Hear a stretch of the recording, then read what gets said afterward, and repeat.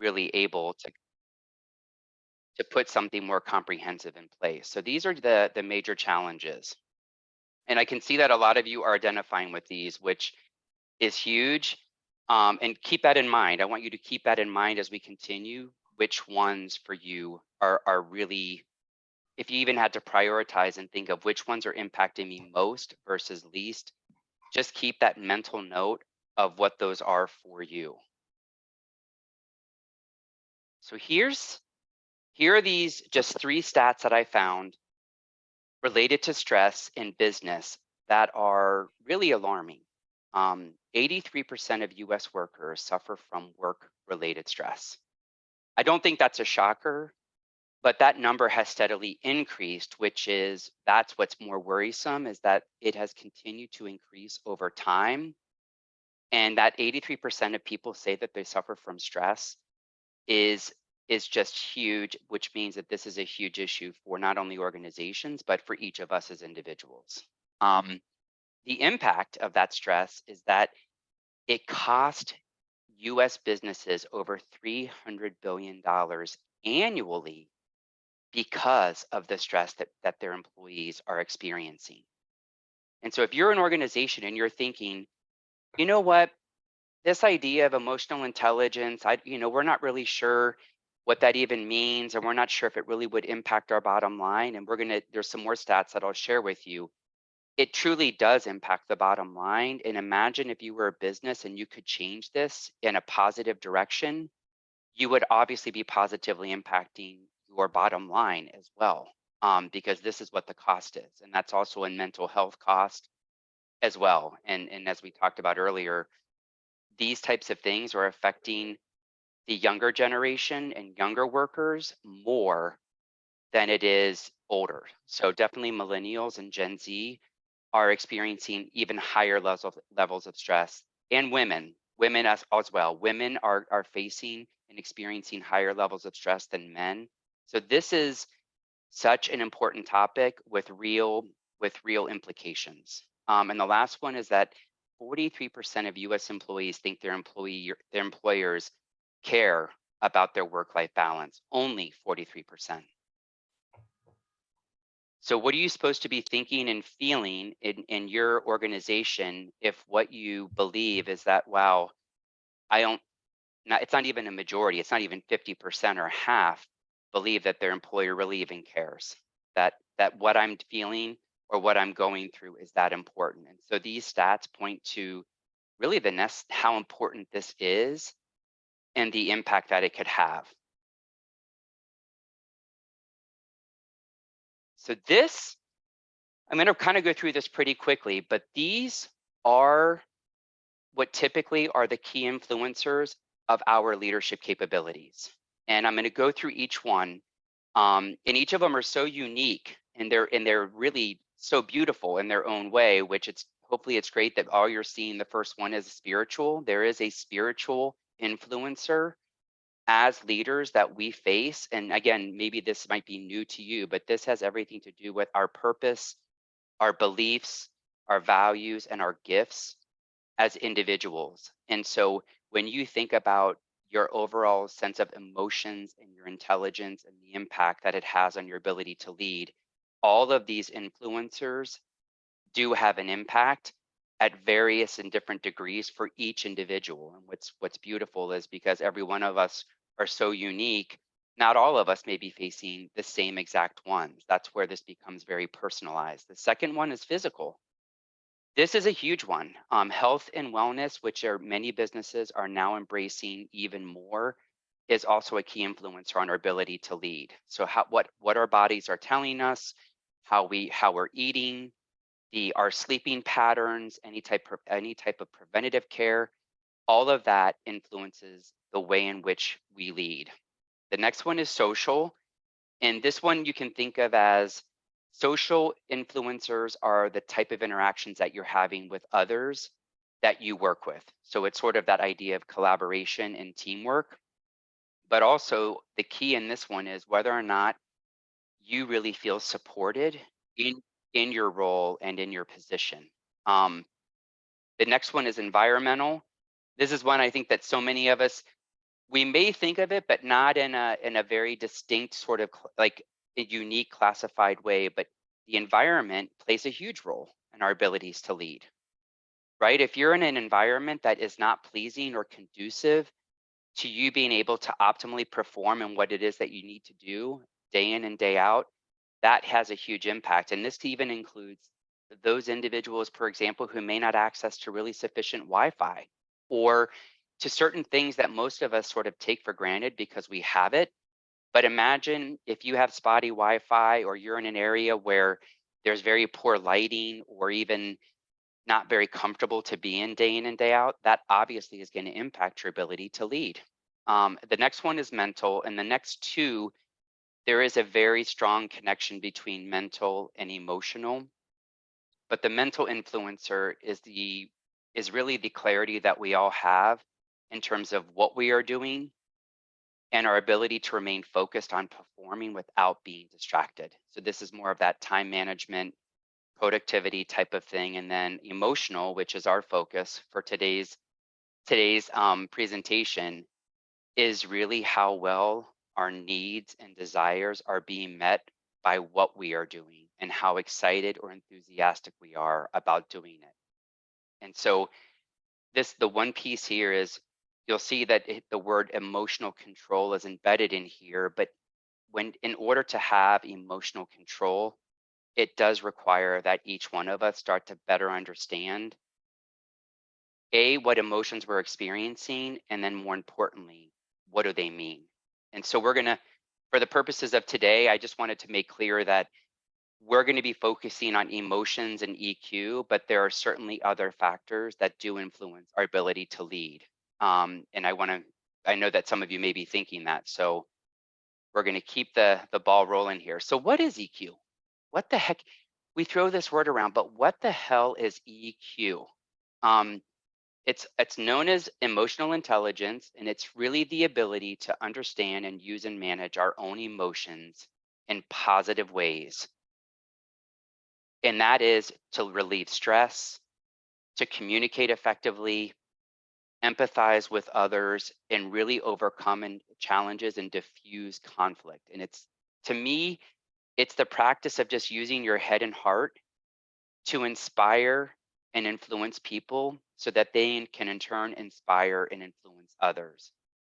And you'll notice that there really is an internal component to EQ of having compassion for ourselves, because that's where it starts, is that if we have the ability to show ourselves greater compassion, then what happens is that can be expressed outwardly, and we can give that to others more easily. And sometimes what I have found with many leaders that I work with is it's interesting to see how easy it is for someone to extend that compassion externally to, let's say, their team members or to a fellow colleague.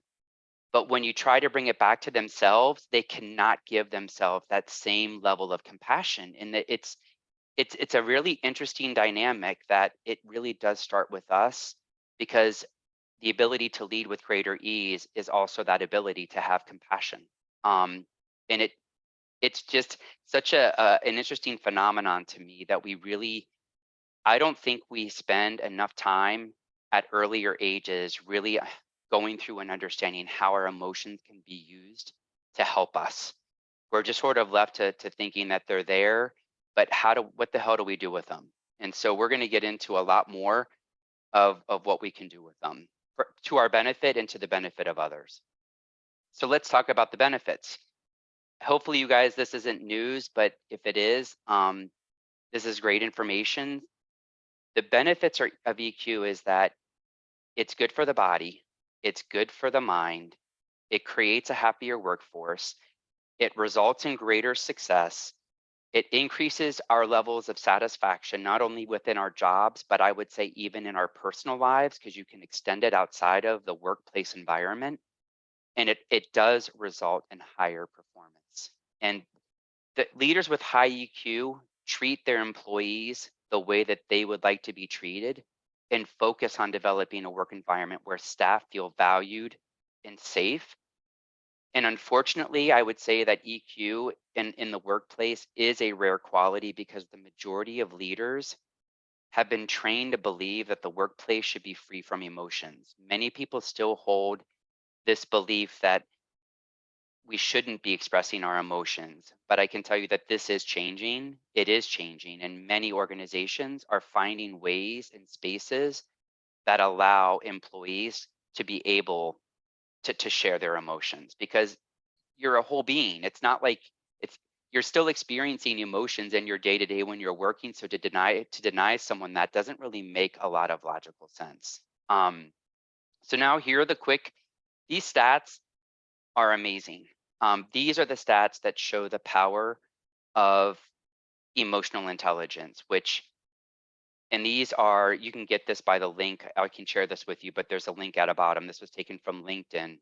90% of top performers score higher on emotional intelligence.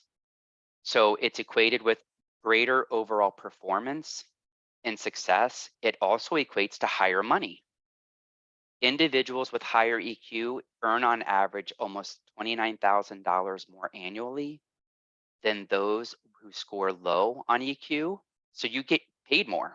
The more I put into this, the more money I could potentially make and greater salary I could make. And then the last one, which this is huge, there is a 40-year study that was done in Berkeley that found that EQ was 400% more powerful than IQ when predicting who would have success.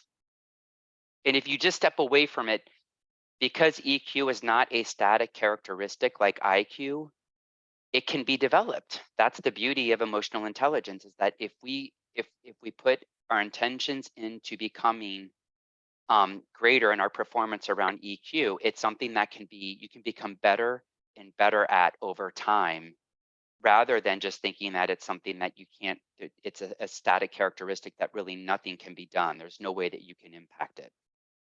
So let's get into the last one, which when I talked about it does impact the bottom line. This was an internal study done by PepsiCo. And PepsiCo performed an internal study that revealed that managers with highly developed EQ skills outperformed yearly revenue targets by 15 to 20%. So any leader that would argue, well, I'm not sure if this really is going to impact my bottom line or what's the real benefit to my organization. This is a huge benefit that it does drop down to revenue targets. And so it's like, to me, this is the power. It is the power tool that most leaders could use to differentiate themselves as they continue to move upwards in their career and even move in more senior roles where there's greater influence. It is probably the number one, I would say, characteristic or trait that can really separate you from everybody else. So now, what's the opportunity? What is the opportunity, right?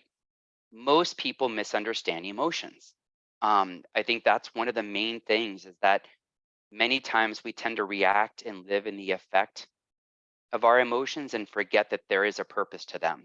So that's the number one thing. And many times we really just try to avoid them altogether, thinking that they're really not there to tell us anything, but they are useful tools that help us understand what is going on with ourselves in any particular situation.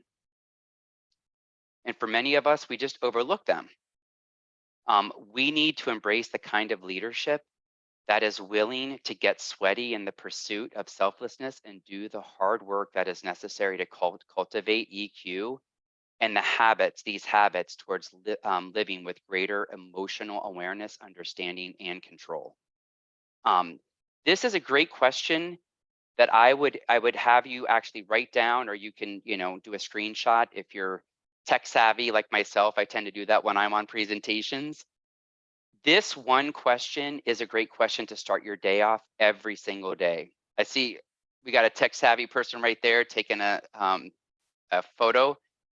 Asking yourself, how am I leading today, or how am I leading, is a great place to start, because it helps you start to begin to understand where there might be areas for improvement, or where there might be areas that you can reflect upon to get better at. And so it's also something that I think many leaders, we don't really stop and ever take the time to do is ask ourselves, well, how the heck am I leading day in and day out?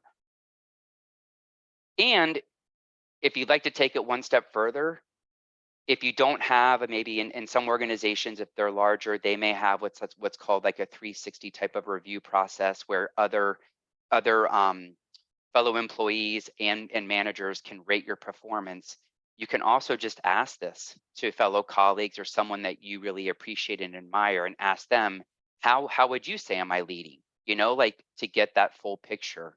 And again, it starts with ourselves. So both for yourself and for those around you. And now we're really going to get into a lot more of the nit-gritty of emotional intelligence and some of the things that we can start to do and tools that we can use. But it's first, as I mentioned earlier, nurturing EQ starts with us. It starts with each one of us. It's it's really about every single one of you stepping into your greatness and your potential and to use it to meet the needs and the challenges of today's really complex world. Um, Yet again, like I said, for many of us, our emotions get overlooked, which means that many individuals and organizations, they arrive at work each day and approach the work that they do from a place of asking what's wrong versus asking what's the opportunity here or how can we make this work. I know when I was working in, larger companies myself, I used to say that to myself, like, what's wrong? And if you just notice the difference in the tone and what it could mean to you if you again looked at maybe problems that you were facing each day, if you said verse instead of saying what's wrong, ask yourself what's the opportunity, it flips the whole dynamic and perspective on its head so that it allows you to see it from a more spacious way of finding solutions and focusing more on solutions than being stuck in the problem. And these on here, these are all the areas that are included with EQ in terms of the areas that each of us can start to build greater awareness, which is our own self awareness, awareness of reality, what's actually happening versus what maybe sometimes we believe is happening. It's awareness of the presence of others. That means our fellow colleagues, our teammates, our direct reports, and also awareness of the environment and the awareness of the choices that we have available to us. And this is a big one because typically when we are experiencing stress, anger, frustration, you really sometimes don't even think that you have a choice because you are so absorbed by those emotions that, like, from a neurodynamics in the processing of the way our brains work, you really can't see any choices because you're so mired in that stress and anxiety and worry that you're experiencing. So and again, that limits our ability to lead. So now let's talk about these. I hope I see a lot of heads nodding on this page, but here are some common situations that elicit our emotions. And I know that pretty much, I think I've experienced almost every single one of these, but especially in the workplace, um, I definitely thought I've had unjust treatment when I was in a particular job. And again, hopefully you're going to think of which ones really apply to you and even maybe ones that are applying to you at the present moment, but feeling rejected, right? Feeling disrespected, um, feeling smothered. Those bosses that love to micromanage, do they really understand the environment that they're creating and the feelings that go along with this idea of feeling smothered, or feeling unwanted, being ignored, being excluded. Being excluded can happen a lot in work environments where sometimes we believe that that's what's happening, but yet if we were to have a conversation or start to engage with people to ask, not all of these are sometimes what's actually happening. It's just what we think is happening. And so, but these are very common situations that really do bring up emotions in all of us because we're human. And so this is a great place to also understand what is happening when these situations are happening to you and they do elicit these emotions. And then this is, I'd love for you guys to drop this in the chat as well. This is another interactive slide. And again, I made it easy for you so you can just type the numbers. But when you think about emotional intelligence, these are the types of beliefs and thoughts that actually improve our ability, our overall EQ. And these are tough. I'm not saying they're easy. And I'm sure if I asked one of you to come off and share your experience, but taking nothing personally is a really hard thing to practice.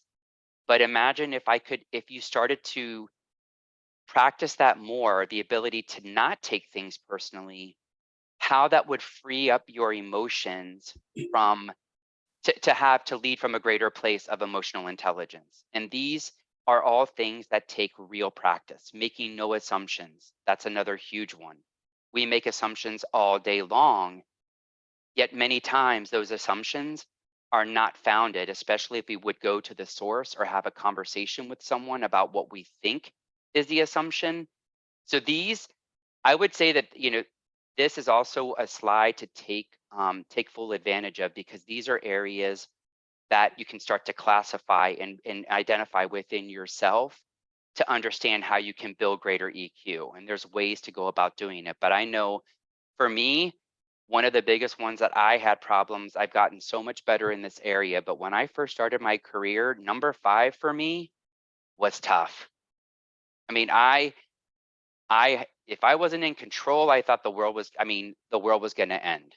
Like, it's having that sense of control, which when you really think about it, what do we really have control over? But I was a person who, there was so much stress that was created in my life because I couldn't let go of the need to control. And these are all, again, so common. These are so commonplace, but these are also foundational types of beliefs that when we start to practice them and understand what's happening when we are making, let's say, assumptions, you can start to increase your EQ just by being aware of it. So this one I'm going to move through pretty quickly. These are just attributes that are typically associated with leaders with high EQ, which is on the left, and leaders with little to no EQ, and is on the right. I know that we've talked a little bit about these, but the ones that I would call out is definitely we have those leaders, or I think we've all maybe had a leader where they do have a more of a me attitude, and they're typically just worried about themselves, or not really worried about everybody else in terms of their own success. And typically that is something that would be associated with someone with little to no EQ. Another one is unable to remain calm or composed when faced with unfavorable events. That's a huge one. And this is hard for leaders. I mean, leaders, you want to step in, you're trying to take action, but a lot of times we don't do that interim step first of understanding what we're experiencing, what are the emotions that we are experiencing. So then we just sort of react, and we're going to talk about that as a huge piece of this puzzle, which is reacting versus responding. But these are all, again, ways for you to identify, and you can use this in terms of the attributes that are associated with leaders with high EQ versus little to no EQ. And you'll see that the leaders who are very open about letting employees express themselves and share what they're feeling and share what's going on, that's just what employees are looking for. They're looking to just be acknowledged, to be seen, to be heard. And that small thing in itself can create such a different dynamic in terms of employee morale and engagement by just being able to do that as a leader. But many leaders, as we talked about before, aren't really comfortable. They don't, I think emotions can sometimes really put people off because they don't quite know. They think they need to either say something or do something as a leader. And a lot of times it might just be that it just someone needs to listen. If you're just listening, that can be enough for someone. You don't always have to have an answer. So this is me talking about a real client. So I was going to share with you my client, Rob, I was working with, and this is a business case that I've used. So I just want you to know that I am sharing specific information, but I have obviously um, his okay to do it. I wouldn't normally be sharing any specifics about the work that I do with clients. But Rob came to me last year, was in a pretty senior business role. And one of the main things that he was struggling with was really taking the time to process and reflect before reacting. And what was happening is it was resulting in a very defensive posture. So defensive posture meaning among his colleagues, among his boss, and that wasn't beneficial. And it really, when it was leveraged too frequently, it was really building a silo around him and his team, meaning people people didn't want to really interact. They were starting to pull away. And you can just think about like what the impact is to everyone's performance as I go through this. And another major opportunity that he had was to build greater awareness around how he would use a lot of self-deprecating humor and almost like put himself down in front of his fellow colleagues and even boss. And what he wasn't recognizing was that this was really impacting his own confidence and self-esteem in terms of how other people were perceiving him. And so we did a lot of the work that I'm sharing with you. I mean, over time. And what happened was, and these are his words in terms of what he experienced, because he was experiencing a lot of stress, anger, a lot of frustration because he didn't quite understand or couldn't make sense of what was going on for himself. But at the end of our time, he significantly decreased his apathy and his anger, both across his personal and professional relationships. So not only did it impact his relationships with his fellow coworkers, but also with his spouse. So that's huge. It also reduced the amount of time that he spent angry at missed deadlines, because he was basically learning how to delegate better and really engage his team in ways that he hadn't done so before. And I illustrate this because when we get really intentional and we put our time and effort into it, you can see very tangible results in terms of increasing your levels of satisfaction and your overall levels of emotional intelligence. And so this piece of the puzzle was just for me to share with you a real example of someone who, in putting this into practice, was really able to change things quite dramatically. And again, not only with himself, but his coworkers as well as his boss. And he's happier and his performance obviously has improved significantly. So this is a interesting way to think about this, and this might be new for many of you. But if you think about performance, you can think about certain emotions being associated with high performance and low performance. And again, we don't look at it this way sometimes because we just think that they're happening. We just know that we might be angry or we might be frustrated, but what we don't recognize is that in those emotional states that we're experiencing, it does actually impact our performance day to day. And the reason I illustrate this is because I know so many organizations that I work with talk a lot about growth mindset. We need to have a growth mindset. Like people need to, there's a fixed mindset and a growth, but the emotions that you would need to be experiencing on a more regular basis in order to embody a growth mindset is these higher levels of emotions like trust, curiosity, and inner peace. It cannot exist when you are in those lower levels. So if you're experiencing like sadness or doubt or fear, it is physiologically impossible to have a growth mindset, because if you're in that state of mind and the feelings that you're experiencing, they can't coexist in the same space. Sure, it's just the way that our brain functions and works. And so I think this is a unique take on it because we don't necessarily associate with certain emotions and classifying them as it relates to performance. So you can see that the higher you move up this, like in terms of the emotions that you could experience, the greater your performance definitely is going to be, and it's guaranteed. guaranteed. Now, how we get there is more of the challenge, but this is just to say that, like, we talk about growth mindset and so many people are big about it, but yet what they're not big about is making the connection that will, if we're going to talk about that, let's talk about how someone's emotions are playing a role in that. All right, so what can we do?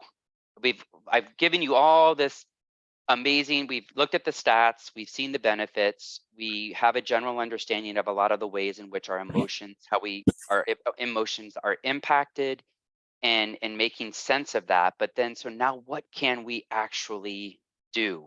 What can we put to good use to help us? And the first one seems really simple, but I would challenge you to do this exercise even for a week. Could be for a day. I know many of us are busy, but again, the more you put this into practice, the better the results are that you're going to experience for sure. But just building emotional awareness is the first step.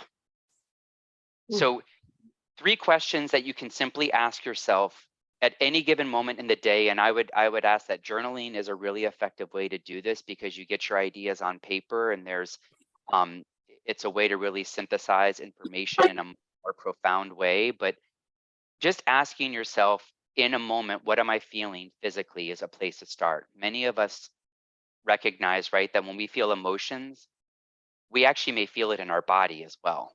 We might feel it in our chest, we may feel it in our arms or our legs or even our head. So that's a first place to start, is ask, what am I feeling physically? The next big question is, what emotion am I experiencing? So just naming it. Being able to name it is huge. And then the last one is, what thoughts am I having that created that emotion, that emotional response? And you'll see that that last question is really the connection between the mental and the emotional, right? Because it's connecting that every emotion is generated by some thought. And so if we can get really clear with ourselves about, what am I feeling? What emotion am I experiencing? And what thoughts am I having that created this emotional response? This is a great way to start to see patterns in the types of emotions that we experience, or even situations. And so this really is a tool that's meant to be used more consistently and over time. But I'm not going to, this is the easiest tool to use to start to build that level of awareness, which without it, you really can't do a whole lot. You have to start here first. Um, and the next one, this is a huge one, because I'm sure all of us can identify with responding instead of reacting.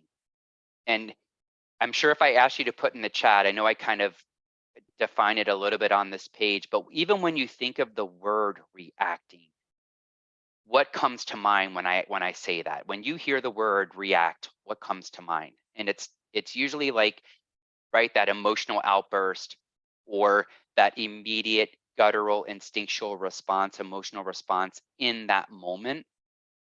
And this is what happens so frequently, is that emotionally intelligent people know how to stay calm during stressful situations. They don't make impulsive decisions that can lead to even bigger problems.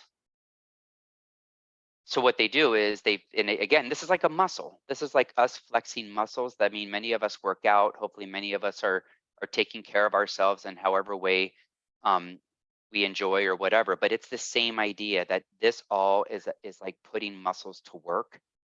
But if you want to develop EQ, it's about understanding that in times of conflict, the goal is a resolution, and to make more of a conscious choice to focus on ensuring that our actions and words are aligned with what we want to do, versus just that instinctual response. And so this one, I know that many of us have heard the term, our buttons are pushed, or this person pushed my buttons. That's a very common phrase. It happens. It does. We're human. This happens. But I'm telling you that this is one of the biggest areas, I think, and opportunities for so many leaders and many of us in our day to day to find some levels of improvement in terms of leading with greater ease is to understand and practice this particular tool. And now I'm going to get into the more of the ins and outs of what this tool is. And just as an FYI, if you're taking screenshots, it's great, but you also will be receiving this as a PDF and a reference, so you'll have it for you to keep afterwards, and that'll be, of course, be sent via email. So here's the tool. It's again pretty simple, and they're just step-by-step ways for you to be able to put into practice, which is just stop. When you know that your button's been pushed, because and you'll know that that immediate emotional response is happening. Just stop before anything else happens. And this is going to take some practice, but I know you're all up for it, because that's why you're all here. So just stop. The second one is breathe. Take. It could be that right, that colleague or that employee that comes into your office or keeps bugging you on Slack or in Teams, and you're about ready to lose it, and you know that. So just stop, take a breath, and then ask this first question, which is, how appropriate is my emotional reaction to this situation?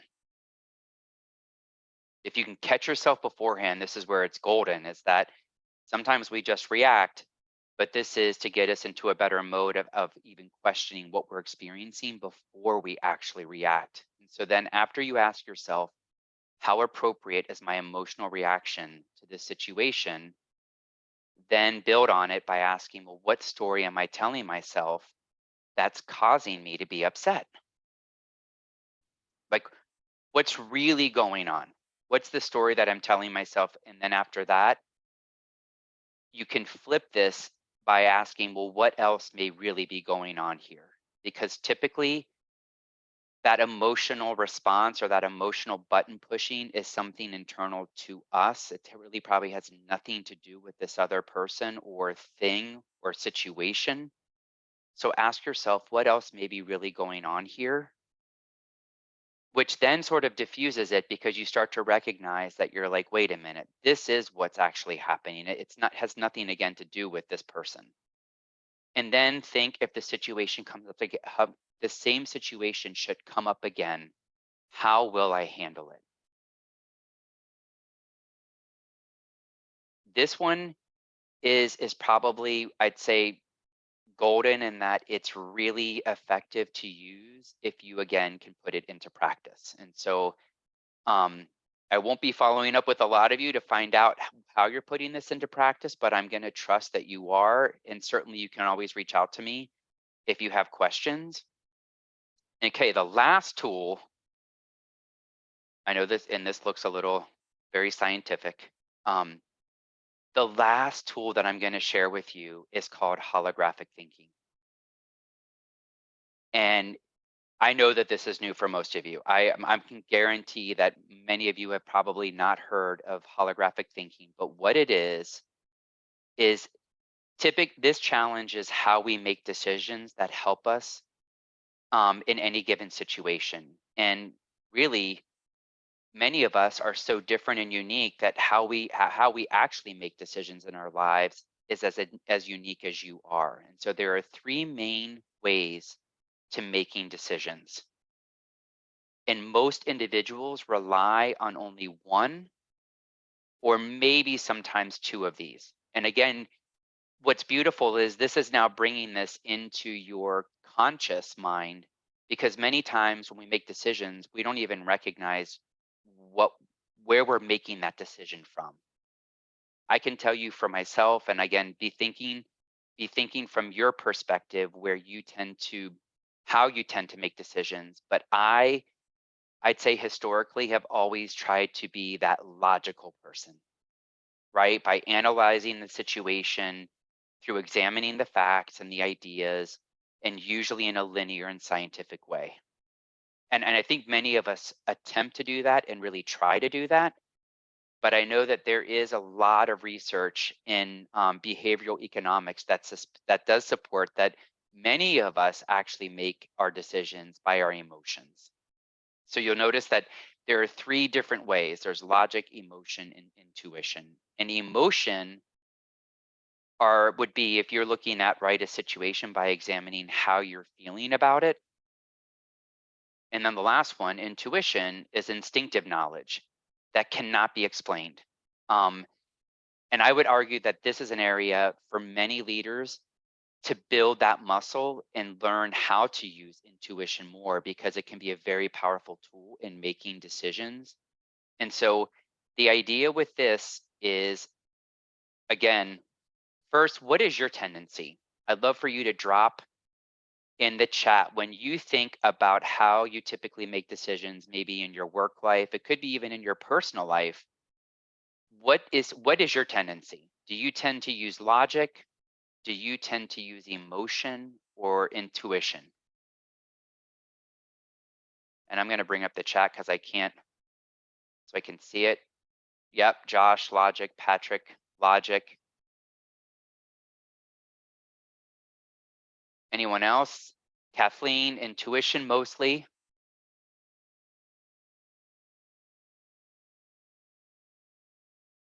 Awesome. A little of all. Kavita, thank you.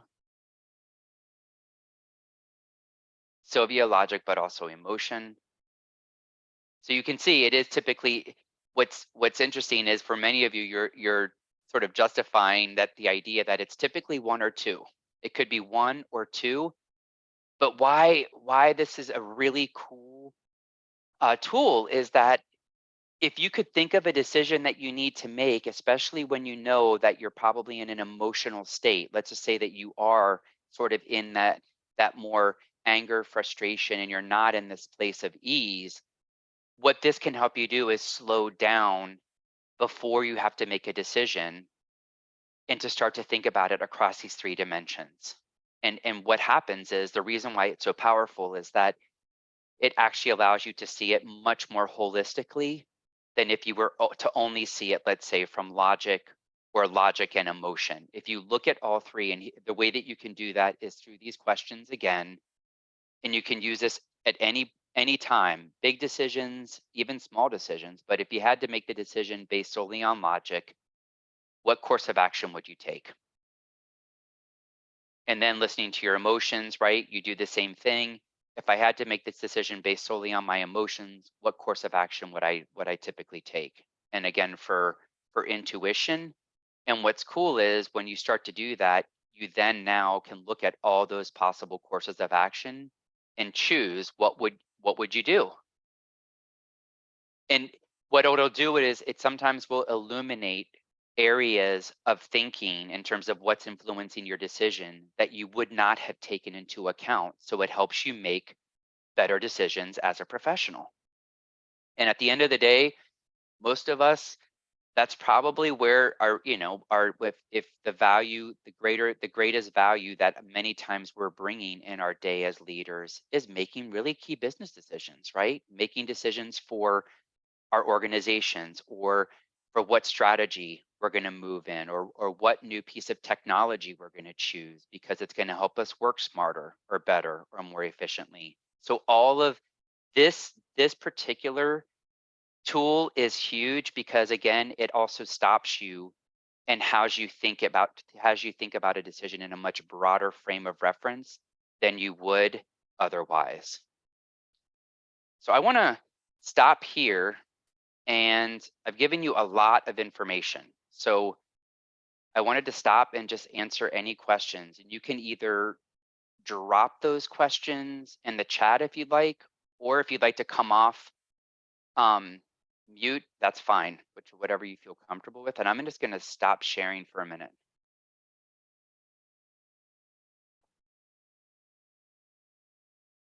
Any questions or? Can I just make a comment? Sure, I Kathleen. I tell you, this is something that I struggle with because not only is work at times stressful, balancing, coworkers and challenges, no problem, but sometimes, family and life and everything completely sunks, everything that you were currently trying to build. So I'm actually really blessed I came across you because I needed you more than you know. I needed this balance because even though I'm working on me, and yes, a lot of these things are resonating that I already know, I mean, this is definitely needed for my development. So I'll go back to being quiet, but sincerely, I'm so grateful that I found this because, and also thank you for the PDF because screenshots are lovely, but it's really nice to have that. So I like to have both. So screenshots, PDF, the whole nine. But thank you. I appreciate you. Kathleen, I hope you can put this to good use and you're welcome because the more you do it, the more you practice it, that's how our EQ can increase and that we can, we are, we're the biggest drivers of our ability to lead with greater ease. We have more control over that than our organizations do. And actually that is research backed as well, actually. Agreed. Yes, sir. Anybody else? I Questions? agree with everything that she said, 100%. I appreciate that, Josh. I'm glad this is, you can use it. It's speaking to you. It's helpful. This is what I love to do. And thank you, Jamie. I saw love it in the chat. Anybody else want to ask a question about anything? EQ, what was shared? Quick, sorry, go ahead. Me? Yeah, Sylvia. Well, Kevin, thank you so much. This is very interesting. I like the way you presented it.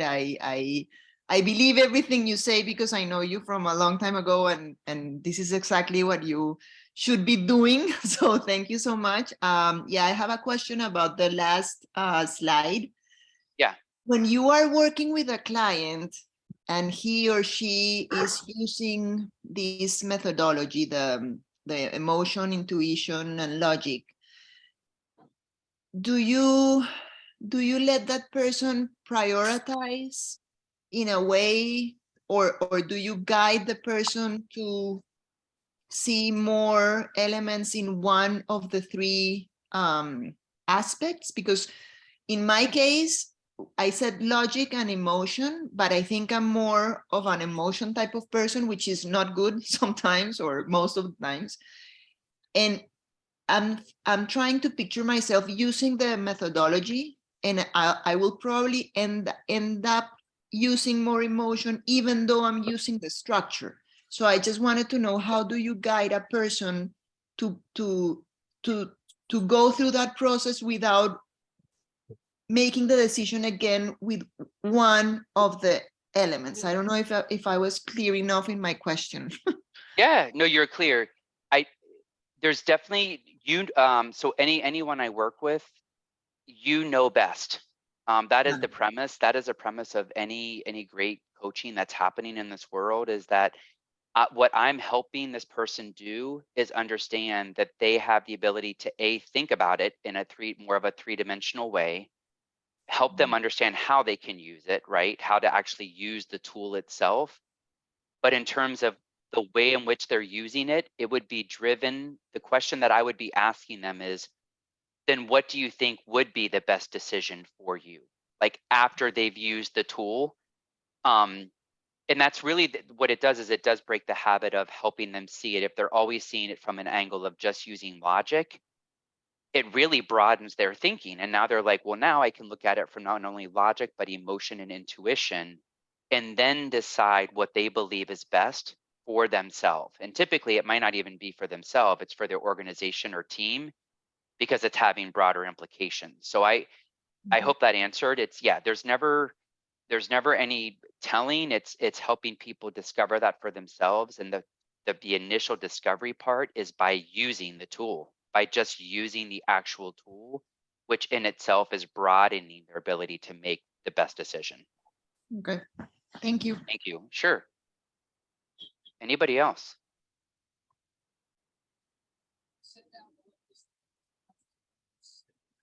I don't think. I thought was anyone else? I don't know if maybe Patrick or maybe Greg. I'm not sure if anyone was going to come off, but It want me sounded to- like somebody was attempting to speak and then it got cut out. So I'm not quite sure. I'm going to turn my mic off, but I definitely heard that as well. All right. So the last thing I'm going to share with you guys is, we're like scratching the surface here in terms of our time together. And this is where I talked about there's that I'm offering to this particular group of individuals. And now my Zoom.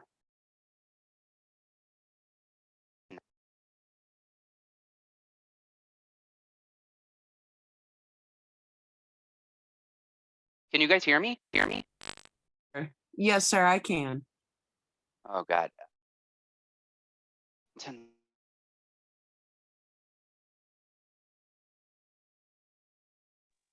Uh-oh, it happened again. There you go. It's always happening when I share my screen. It's the funniest thing. Use it as an opportunity for growth. You'll be just fine. All right. Work through it. What I'm giving you guys is It wouldn't be a Zoom without a technical difficulty. I love it. I'm not gonna let it affect me. So I have got something amazing kind of in store for you guys, for those of you who would be interested in pursuing EQ on a more deeper level in terms of going deeper for yourself in a obviously guided way. I'm offering this to you, which is leading with EQ. And think of it as like really a mini course. What it would include is what's called the Energy Leadership Index Assessment. And I can share more with you if you're interested about what that is. But really what that does is it helps specifically identify for you your beliefs, attitudes, and perceptions that are probably getting in the way of your ability to lead with greater ease, self-kindness, and impact. So it includes that. It includes very specific content and tools and exercises that you'll be going through. And it also includes 6 one-hour sessions with me to go through all of that. So what I just described is basically what makes up this leading with EQ. And it's sort of think of it as a mini course is what it is. And all you have to do is either you can scan that code that's on your screen and get on my calendar, because what I'd like to do is learn more about you and learn more about if this would be a good fit. So there's no strings attached. It's not like there's any strings attached in terms of a commitment, but if you get on my calendar, what we can do is determine, would this be a good fit for you? And so it's also being offered at a really special and discounted price. So if it seems like it's a good fit and it works out, I'm offering this for $1,200, which it's normally $2,000, because the index assessment, the one that I started off talking about, is research backed. It's if you guys know Myers-Briggs or DISC, some of the larger, more personality type of test, it is in that arena, but it's not a static test. It is an attitudinal test or an attitudinal type of survey that's done online. So this is, it's powerful. It will have amazing, I think, and practical results for each one of you if you choose to step into this. And again, no pressure, but if you'd like to learn more and you'd love to see how this could make a difference for you, just scan the actual code, and I'm going to drop the link here in a minute in the chat to get on my calendar again, so we can see if this would be a good fit. And any questions about this piece? I want to make sure it's clear if it's not. It's clear. Thank you. I appreciate it. You're welcome. Anybody else? And this is what's cool about this is it's sort of a mini version of what I do use with my clients. I always use the Energy Leadership Index Assessment with every single client I partner with, because the tool itself really is eye-opening for many leaders, because they may not understand what those beliefs are that are creating the stress, sometimes the anxiety, the worry, the self-doubt. And what this really does is help illuminate that again, it's all bound by getting better as a leader about growth and opportunity, but it's a very powerful tool. So yeah, if you guys get on my calendar, I will be sending, some emails out as follow-ups if you'd like to, and you can click through as well through the email to get on my calendar. But I would love to meet you. I would love to see where you're at in your career and hear, what the struggles are or what the opportunities are for you in terms of developing greater EQ. And I Thank want to you. I say, just, yeah, sorry. I just want to say thank you because it was a very great content. It was very resourceful, you explained perfectly, very calm. I understand everything. Well, I need to work on that. And thank you. I'm think about it to take the course. It's amazing. But I want to check. But thank you. It was great content. thank you, Nora. I appreciate that, the feedback as well. And if you have any feedback, I'm totally open too. You can drop it in the chat because the chat gets saved. But I would love for if you have any feedback about the course, what you really liked, maybe what you'd like to see even, I would appreciate that if you can drop that in the chat. I'm always looking to improve as is, I think, everyone here. I And I thought want you to, were really engaging. Pardon to interrupt, but I mean, I truly enjoyed it. I mean, I'm trying to grow my knowledge as much as possible. That way, I could be more useful. I just want to be effective, and I tell you that I've said it before, but I really needed you. I mean, I'm really glad that I came across this content because it'll be able to help move me along further and help others. So sincere thank you. I know I said it prior, but I did enjoy your content very well. I'm used to hearing people speak and I did enjoy you. So thanks again. I appreciate you, sir. thank you, Kathleen. I appreciate your words, your supportive words. Thank you, sir. All right, I'm gonna, bid everyone thank you very much. Thanks for being here. Thanks for showing up for yourself first and foremost, but showing up for everybody who was, here together. I hope to see some of you on my calendar because again, there's no strings attached, but I'd love to even hear more about where you're at and what you want to accomplish. What is that you're hoping to accomplish? Because I want to be there with you. I want to be along that journey. So I appreciate it, and I will be in touch with each one of you. Good night, everyone. Kevin. All right, Bye. be Take well. care, guys. Bye-bye. Bye. Bye.